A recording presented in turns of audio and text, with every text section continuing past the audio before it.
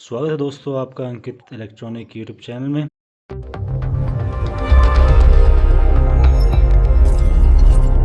और आज मैं आपके लिए लेकर आया हूँ TDA 3116D2 एम्पलीफायर बोर्ड के ऊपर बेस्ड ये 2.1 एम्पलीफायर, जिसको ऑर्डर किया है मुंबई से शैलेश भाई ने। और ये एम्पलीफायर मैंने उनके लिए रेडी किया है।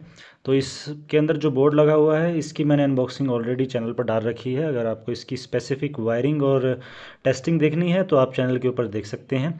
और बाकी अब हम बात कर लेते हैं इस पूरे एम्पलीफायर की।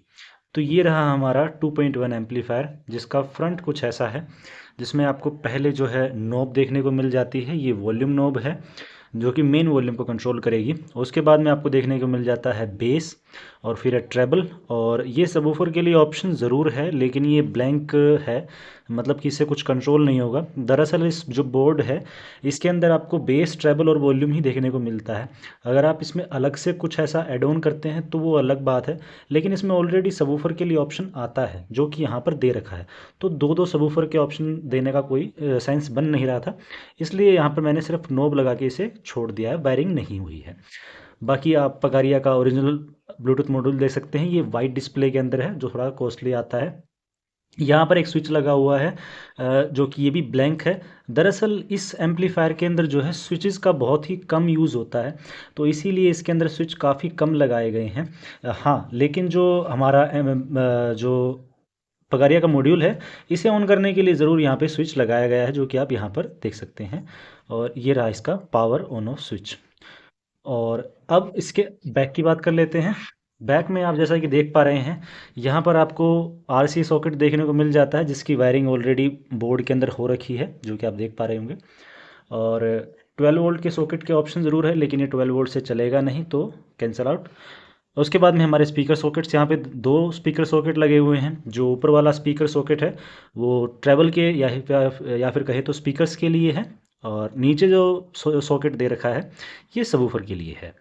उसके साइड में हमारा मेन लीड का ऑप्शन है। यहाँ पर सॉकेट लगेगा जो कि SMP से वायर आएगी, वो डायरेक्ट यहाँ पर लगेगी। और SMP भी मैं उसके साथ में ही भेजने वाला हूँ, जो कि 24 वोल्ट की पावर सप्लाई है, और 22 वोल्ट पर उसको क्लॉक किया गया है, ताकि ये बोर्ड भी ना जले और परफॉर्मेंस भी पूरी आए। अब बात करते हैं इसके एम्पलीफायर के अंदर की।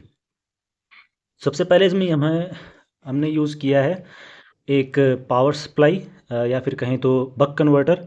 ये बक कन्वर्टर जो है पावर को कम करता है हमारे ब्लूटूथ मॉड्यूल के लिए और इस बोर्ड के लिए। इसकी भी मैं बात करूँगा, पहले यहाँ पे बात कर लेते हैं बक कन्वर्टर। उसके बाद में हमारी 7805 जो कि पगारिया मॉड्यूल को चलाएगी, और बीच में लगा हुआ है ये गेन बूस्टर मॉड्यूल।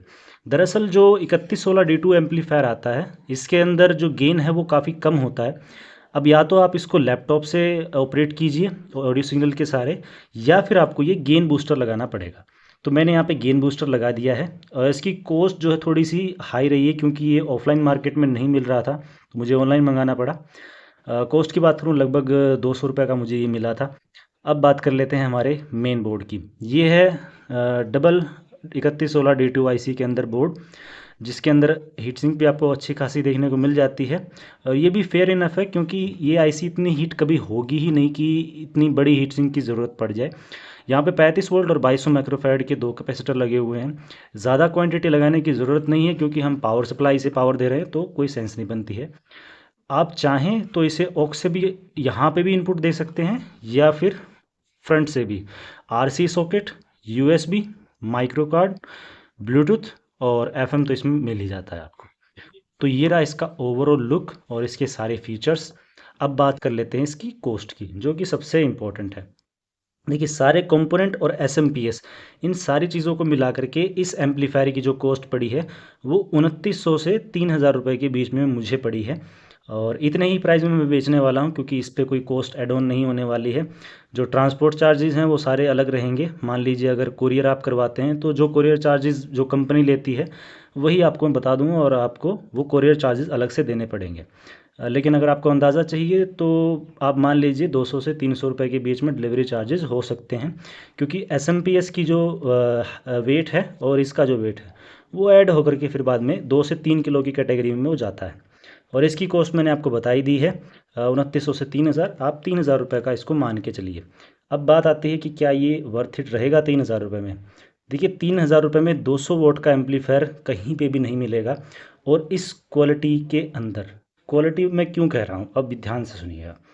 आप अगर 5200 का एम्पलीफायर लेंगे तो वो लगभग 4,000 रुपये तक का आएगा, और उसके अंदर जो रिलायबिलिटी इशू है वो काफ़ी ज़्यादा रहता है, और इतने से साइज़ में तो बिल्कुल भी नहीं आता आपको। मैं अगर उस एम्पलीफायर को यहाँ पर रख दूँ तो फ्रेम में भी नहीं आएगा, इतना बड़ा साइज़ होगा, इतना ज़्यादा वेट होगा। जबकि इसे आप कहीं पर भी रख सकते हैं, लुक्स जो है वो काफ़ी कमाल की हैं।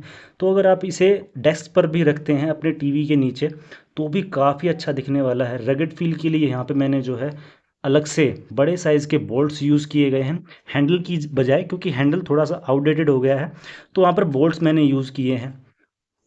बैक में भी अगर आप देखेंगे तो कोई भी ऐसी चीज़ नहीं है जो कि इसे आउटडेटेड दिखाती है, और ऊपर तो इसमें कवर ही आ जाएगा, तो ये बिल्कुल बंद होने वाला है। अभी तो मैंने इसे ओपन करके आपको दिखाया है। और रही बात इसकी टेस्टिंग की, तो टेस्टिंग की वीडियो मैं आगे अटैच कर दूंगा, क्योंकि अभी इस जगह पर मैं टेस्टिंग करके नहीं दिखा सकता। तो वो मैंने ऑलरेडी रिकॉर्ड कर रखी वीडियो, तो वो मैं आगे डाल दूंगा, और आप हेडफोन लगा लीजिए ताकि आपको अच्छे से समझ में आ जाए। तो उसी पार्ट में मिलते हैं।